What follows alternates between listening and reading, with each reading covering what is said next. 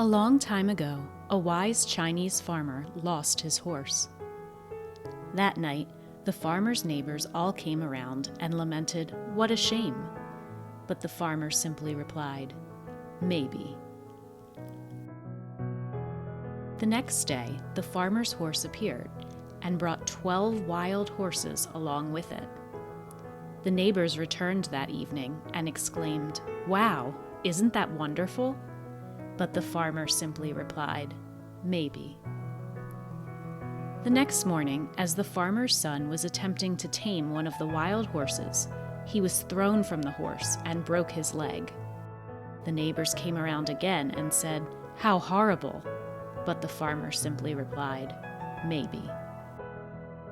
Later that week, conscription officers visited the village, enlisting men to join the army. They visited the farmer's son, but he was rejected on account of his broken leg. The point of the story is this: we never really know whether the consequences of fortune or misfortune will be good or bad.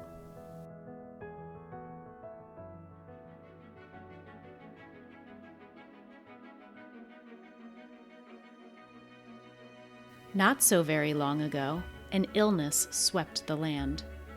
Schools were told to shut down for a few weeks until the disease was contained.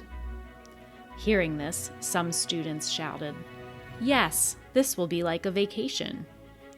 But a wise educator replied, "Maybe." As the weeks dragged on, the disease showed no signs of subsiding. Educators worked tirelessly to find new ways to teach students, feed them, and engage them, but it never felt like enough. Many schools remained closed, and communities cried, "This school year was horrible. What a waste." But the wise educator just replied, "Maybe." Finally, schools were ready to open their doors once more. The teachers, students, and parents said, "Things will be fine now that we can get back to normal." But to their surprise, the wise educator merely replied, "Maybe." Now, it is time to consider whether getting back to normal is really what we want to achieve.